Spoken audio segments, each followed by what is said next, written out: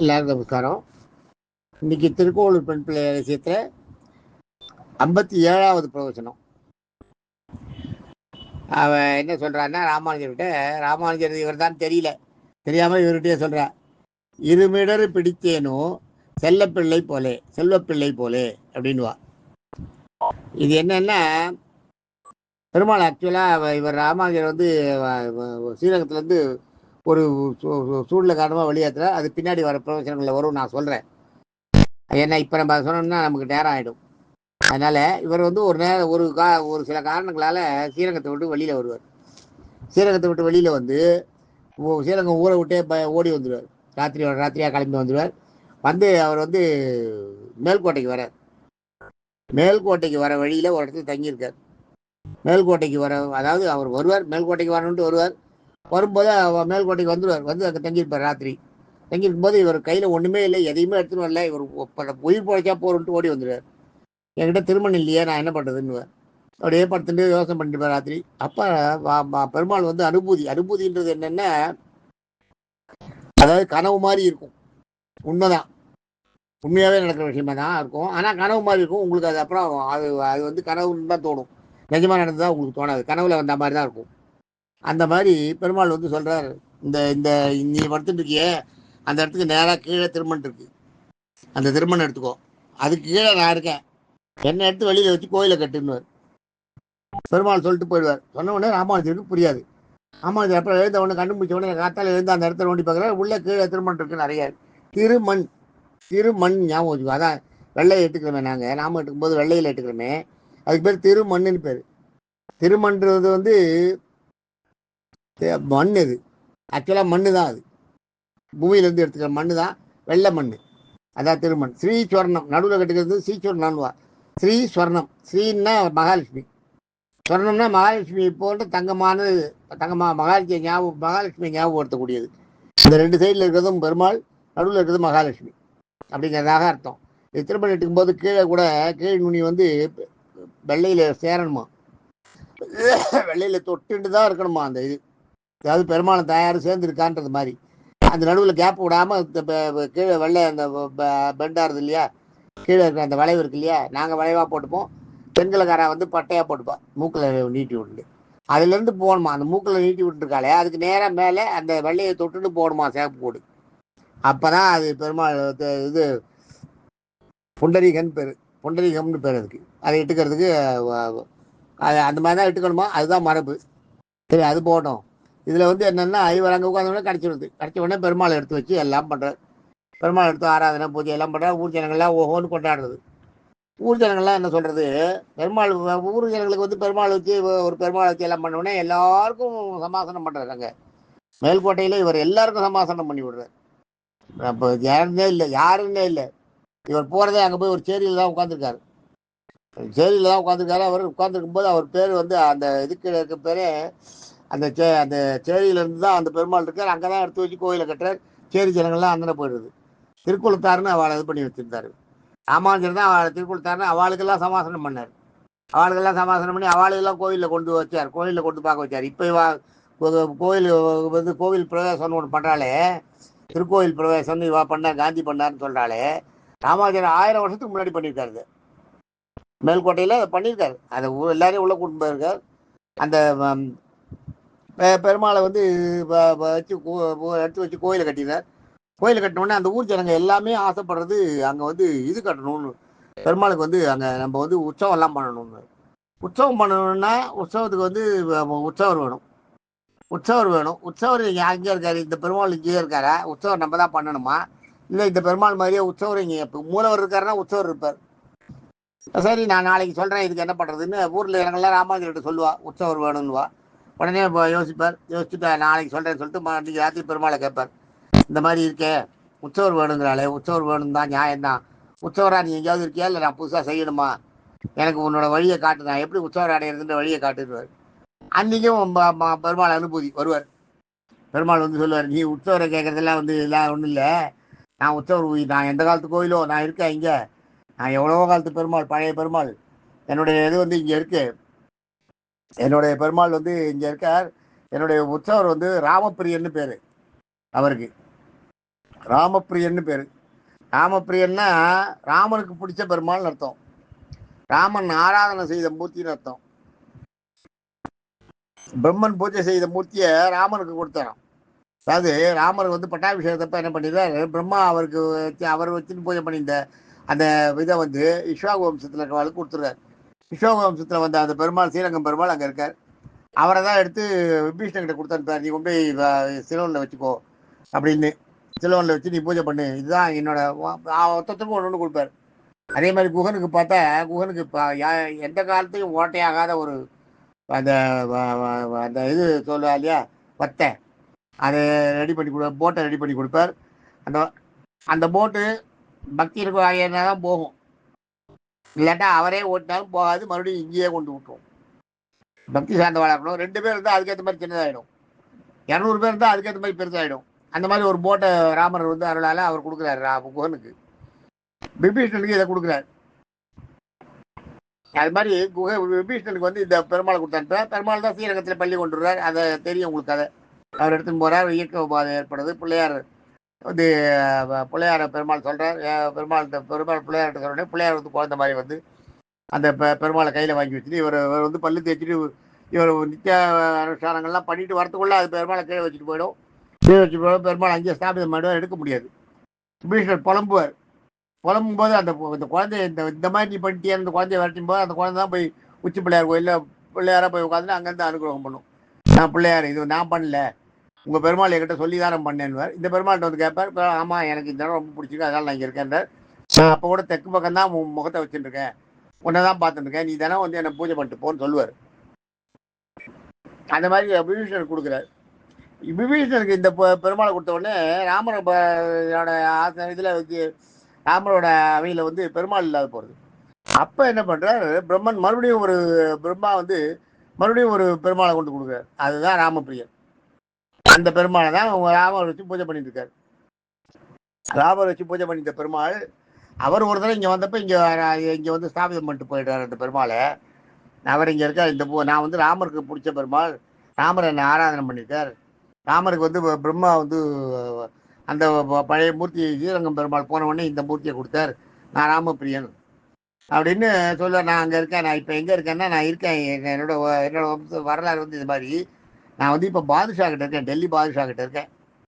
என்னை வந்து மீட்டுன்னு வந்து நீ வந்து வச்சு செய்ய, உன்னோட பூஜைகளை தான் பண்ணுவார். அப்படியா, சரி வரேன். உடனே மறுநாளே கிளம்பிடுவார் டெல்லிக்கு. இவர் வந்து வெறுமை இருக்கார். இவருக்கு டெல்லி பாதுஷாவுக்கு கிட்ட இருக்கேன்னு கனவுல வந்து சொன்னதுனால இவர் அதை நம்பிட்டு கிளம்புறாரு. ஃபுல்லாக கிளம்பி எங்கே மேல்கோட்டை எங்கே இருக்குது, டெல்லி எங்கே இருக்குது, நடந்தே போகிறார். இங்கேருந்து டெல்லிக்கு மேல்கோட்டையிலேருந்து நடந்தே போய் பாதுஷாவை பார்த்து பாதுஷா கிட்ட பேசணுன்ட்டு போய் முதல்ல அவையில் பர்மிஷன் கேட்குறாரு. அந்த பாதுஷா சித்தி யார், இது அடியார், அவன் யார், யார் வைஷ்ணவ பக்தன்ற ஒருத்த வந்திருக்கான், ஒரு கூட்டம் சின்ன கூட்டமாக வந்திருக்கின்ற, பார்த்தாலும் அவன் அடியாராக இருக்க வேலையெல்லாம் நம்ம ஒன்றும் பண்ணக்கூடாது, அவன் என்ன வேணுங்கிறான், என்னையே பார்க்கணுன்னு வந்தான், இது மாதிரி இந்த மாதிரிலாம் சொல்லுவான். அதெல்லாம் பார்க்க முடியாது, வைஷ்ணவர்களையும் பார்க்க முடியாது நான் சொல்லுவான். இவர் ராமானுஜர் போக மாட்டார், அங்கேயே இருப்பார். அவள் அங்கேயே போகல, அங்கேயே வாசல்லையே பட்டி கிடக்கா அப்படின்னு இந்த வாதில் காவலர்கள்லாம் போய் சொல்லுவாள். சொன்னோடனே இது என்ன பெரிய தலைவலியாக இருக்குது, இது யார், அவன் இவன் எதுக்கு எங்கிட்ட வந்தான், எங்கிட்ட இருந்து இவன் என்ன கேட்க போகிறான், சரி கூட்டு வா, என்ன சொல்கிறான்னு பார்க்கலாம், கேட்கலாம், கூட்டு வா, இங்கே வர சொல்லுன்னுவான். கூட்டு வருவார். உள்ளே போனோடனே உங்களுக்கு என்ன வேணும், நீங்கள் ஏன் வாசல் வந்து தெய்வமாக கிடக்கிறீங்க, நான் உங்களெல்லாம் பார்க்கறதுலாம் இல்லை, எங்களுக்கு தெய்வம்லாம் வேறு, உங்கள் தெய்வம் வேறு, நீங்கள் வந்து இந்து, இது வந்து சரியாக வராது, நான் முஸ்லீம்னுவா. சொன்ன உடனே இல்லை, நான் அதுக்காக வரல, எங்கள் பெருமாள் உங்ககிட்ட இருக்காருன்னு என்கிட்ட கனவுல சொன்னார், அதனால் அந்த பெருமாளை வாங்கிட்டு போகிறதுக்காக வந்து அந்த பெருமாள் நீ கொடுக்கணுவார். நான் கொடுக்குறேன், எனக்கு என்ன எவ்வளோ அடிச்சுட்டு வந்து கொள்ளை அடிச்சுட்டு வந்ததில் இருக்கிறதுல ஒரு பெருமாள் நீ கேட்கறத கொடுத்துட்றேன், அது ஒன்றும் இல்லை. ஆனால் அந்த பெருமாளை நான் காட்டுறேன், நீ வந்து எந்த பெருமாள் காட்டுறியோ அந்த பெருமாள் நீ எடுத்துன்னு பரவாயில்ல போ அப்படின்னா. நீ வந்து இவ்வளோ தூரம் நீ நான் வந்ததுக்காக, நீ வந்து என்னை மதித்து வந்து என்கிட்ட கேட்டதுக்காக கொடுக்குறேன். உங்கள் சாமியை நம்பி நான் கொடுக்கல, உங்கள் சாமி இருக்குன்னு நம்பி பயந்தெல்லாம் கொடுக்கல, நீ கேட்குற என்கிட்ட பிச்சையாக கேட்குறேன்றதுனால கொடுக்குறேன்னு. பிச்சையாக தான் கேட்பார் ராமானுஜர். உடனே சரி நான் கொடுக்குறேன், நீ போய் எடுத்துக்கோன்னுவார். அங்கே போய் காட்டா ஒரு ரூமை தந்து பார்த்தா ரூம் ஃபுல்லாக விக்கிரகமாக இருக்கும். இவங்க கொள்ளை அடிச்சுட்டு வந்த விக்கிரகம் அது பாட்டு கிடக்கும், அப்படியே போட்டு உருட்டி விட்டுருப்பான், ரூம் ஃபுல்லாக அப்படியே கிடக்கும். அப்படியே பார்த்தா இவருக்கு ஒன்றும் தெரியாது, அதில் ராமர் இல்லை, அதில் இந்த பெருமாள் இருக்கிறதா இல்லை, இதில் என் பெருமாள் இல்லை அப்படின்வார். இதில் என் பெருமாள் இல்லைன்ன உடனே வெளியே வந்துடுவார். 2 பேரும் மந்திரி கூட்டின்னு வந்துடுவார். கூட்டின்னு வந்துட்டு சரி நான் நாளைக்கு வரேன் மறுபடியும் அப்படின்ட்டு வந்து போனோடனே பெருமாளை தியானம் பண்ணுவார். மறுபடியும் அனுபூதி ராமர் பெருமாள் வருவார் மனசு கனவுல. வந்தோடனே இது மாதிரி நீ சொன்னேன்னு தான் நான் வந்தேன், எங்கேருந்தோ நான் வந்திருக்கேன், மேல்கோட்டையிலேருந்து இங்கே வரைக்கும் நடந்து வந்தேன். நடந்து வந்து நான் இப்போ கேட்டேன். இப்போ ராஜா கிட்ட கேட்கும்போது ராஜா இங்கே இல்லைன்றான். அங்கே யாரும் நீ இருக்கிற மாதிரி தெரியல, நீ எந்த பெருமாள்னு எனக்கு தெரியல, என்னை எப்படி கண்டுபிடிக்கிறதுன்னு சொல்லு, நான் உன்னை நான் எப்படி கண்டுபிடிக்கிறது, நீ எப்படி தான் நீ என்கிட்ட வரப்போற, நீ என்னை இவ்வளோ தூரம் வர வச்சு எல்லாம் பண்ணிட்டு இதுக்கு நீ தான் வழி சொல்லணும் அப்படின்னு பெருமாள்கிட்ட சொன்னோடனே அப்போ பெருமாள் சிரிச்சுட்டு சொல்லுவார், நான் வந்து இருக்கேன், இங்கே தான் இருக்கேன், ஆனால் நான் இங்கே இல்லை, இளவரசியோட அந்த புறத்தில் இருக்கேன்னு. அப்படியா, சரி வரேன்னா இவர் சொல்லுவார், ராமானுஜர் மறுநாள் சொல்லுவார், நான் இளவரசியோட அந்த புறத்தில் இருக்கேன், என் பெருமாள் அவளை பார்க்கணுன்னு. அந்த புறத்துக்கு நீ போவியா, நீ இளவரசியோட அந்த புறத்துக்கெல்லாம் நீ போக முடியுமா, இன்னும் அந்த மந்திரி கண்டுபிடிச்சி இப்போ ராஜா கிட்ட சொல்லுவார் இது மாதிரி விஷயத்த. சொன்னோடனே ராஜா கூப்பிட்டு சொல்லுவார், இந்த மாதிரி இதெல்லாம் நீ சொல்லக்கூடாது, உனக்கு இளவரசியோட அந்த புறத்தை எல்லாம் பொம்னாட்டிகள் இருக்கிற இடத்துக்கெல்லாம் நீ போகக்கூடாது, என் வேலை சொல்லக்கூடாது அப்படின்வார். இல்லை என்னோட பெருமாள் அங்கே தான் இருக்காருன்னுவார். சரி நான் கூட்டின்னு போகிறேன், உன் பெருமாள் அங்கே இருக்கிற, நீ அங்கே போய் அந்த பெருமாளை நீ கூப்பிட்டு அவர் எழுந்து வரணும், வரலன்னா உன் தலையை வெட்டிட்டு ஞாபகம் வச்சுக்கோன்னு. பரவாயில்ல, என் பெருமாளை நான் அங்கே பார்த்துட்டேன்னா நான் கூப்பிடுறேன் அப்படின்வார். இங்கே ஒரு போவார், உள்ளே போகும்போது பார்த்தா அந்த இளவரசியோட மெத்தையில் பெருமாள் பக்கத்தில் படுத்துட்டு இருப்பார். பெருமாள் இருப்பார், இளவரசியும் இருப்பார். இவர் பார்த்துருவார், இங்கே தான் இருக்கார் என் பெருமாள், அந்த அந்த இளவரசியோட மெத்தையில் இருக்கு பாருங்க, அந்த பெருமாள் ராமப்பிரியன்னு பேர், உற்சவர் இருக்கா, அந்த அந்த விக்கிரகம் தான் எனக்கு வேணும் அப்படின்னு. உடனே இந்த விக்கிரகம் வேணும்னா நீ கேட்டால் அப்படி கொடுத்துற, ராணி வச்சுட்டு விளையாடி இந்த விளையாட்டு பொம்மையை வச்சுருக்கா, அதை போய் கேட்குறேன் அப்படின்வார். இவர் உடனே உட்காந்துட்டு இங்கே வாரும் பிள்ளாயின்னு கூப்பிடுவார் ராமப்பிரியனை, ராமப்பிரியா இங்கே வாரும் பிள்ளாயின்னுவார். உடனே அந்த குழந்தை எழுந்து, அந்த விக்கிரகம் எழுந்து தானாக நடந்து வரும். தானாக நடந்து வந்து அப்படியே ரெண்டு கையும் ராமானுஜர் தோளில் வச்சுட்டு அப்படியே குழந்தை அம்மா கிட்ட பண்ணும் இல்லையா, அது மாதிரி தோலை கட்டிட்டு தொங்கும். அதை தான் இங்கே சொல்கிறா, இருமிடர் பிடித்தேனும் இரண்டு தோலையும் கடிச்சு, மிடர்னா தோல், ரெண்டு தோலையும் பிடித்தேனும் செல்வப்பிள்ளை போலே, செல்வப்பிள்ளை அந்த மேல்கோட்டை செல்வப்பிள்ளை மாதிரி ரெண்டு தோலையும் பிடிச்சேனா, அதெல்லாம் ஒன்றும் பண்ணலையேன்னு வரைக்கும் இவன் சொல்லுவாள். அதைத்தான் சொல்கிறாருங்க. அப்புறம் அந்த பெருமாளை கொண்டு வந்துடுறார். அந்த பெருமாளை எடுத்துகிட்டு வேகமாக வந்துடுறார். வேகமாக வந்த உடனே அவன் இளவரசி எழுந்த உடனே அங்கே பெருமாளை தேடுறான். பெருமாள் இல்லைன்னு ராஜா கிட்ட கேட்குறான், என்னோட இப்போ இங்கே ஒரு விக்கிரகம் இருந்தது, இங்கே ஒரு பொம்மை இருந்தது, அந்த பொம்மையை காணுமேன்னுவான். அதை ஒரு சாமியார் வந்து கேட்டார், கொடுத்துட்டோம், எடுத்துன்னு போயிட்டாருன்னு ஆஹான்னு அழ ஆரம்பிச்சிடுவாங்க, எனக்கு அந்த பொண்ணு தான் வேணும் அப்படின்வா. இந்த இந்த அப்படின்வா. அப்படின்ன உடனே அதை கொடுக்க மாட்டேன். அதை இதை வந்து உடனே ராஜா வந்து ஆகா இந்த பொண்ணு இப்படி பண்ணுறதுன்னு உடனே இந்த பொண்ணு அப்படியே ராஜா கிட்ட கேட்டு அப்படியே படுத்துதான் எழுந்திருக்கவே இல்லை. அப்படியே அது சிக்காயிடுறது, பயங்கர சிக்காயி அப்படியே ராமானுஜர்கிட்ட உடனே இவருக்கு என்ன பண்ணுறதுன்னு தெரியல ராஜாவுக்கு. கொடுத்து அனுப்பிச்சிட்டோம். சரின்னு விஷயத்தை சொல்லி அனுப்புகிறேன், நான் வந்து இப்போ என்னோட அந்த அந்த விக்கிரகத்தை பார்க்கணும்னு சொல்லிட்டு இருப்பேன். அந்த ராமப்பிரியரை பார்க்கணும்னு. ராமப்பிரியர் வந்து ஆக்சுவலாக ராமர் பூஜை பண்ணது, ராமருக்கு அப்புறம் குஷன் வச்சுன்னு பூஜை பண்ணான். அது 11 குஷனில் குஷமாலினின்னு குஷனோட பொண்ணு, அவள் வச்சுட்டு பூஜை பண்ணியிருந்தான். குஷனோட பெண் எழுதுகிட்டு தான் பலராமர் வாங்கினார். அதை பலராமர் கொண்டு வந்து மேல்கோட்டையில் வச்சுருக்காரு. அதை அப்படியாக அதுக்கு அதனோட ஹிஸ்ட்ரி. அந்த மாதிரி வந்தோடனே இந்த மேல்கோட்டையில் அந்த மூர்த்தியை தான் அந்த டெல்லி பாதுஷா கொள்ளை அடிச்சு எடுத்துன்னு போயிடலாம். அந்த அந்த மூர்த்தியை தான் இவர் எடுத்து வீட்டுக்கு கொண்டு வர்றார், கொண்டு அங்கே வச்சுருக்கார். இவர் ராஜா டெல்லி பாதுஷா அந்த பொண்ணை அனுப்புகிறான்.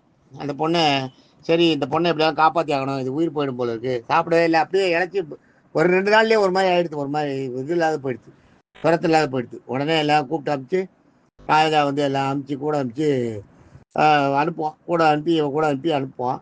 இவன் வருவான். இவன் வந்து அந்த பிள்ளை, அந்த திருக்கோவில் பெண் பிள்ளை இருக்கு இல்லையா, அதை அந்த அந்த அந்த அந்த ராமப்பிரியன் இருக்கார் இல்லையா, ராமப்பிரியனை கொண்டு இவர் கோயிலுக்குள்ளே வச்சுருக்காரு. அதுக்குள்ளே ராமானுஜர் வச்ச உடனே பின்னாடியே ராஜாவோட ஆள் வருவான்.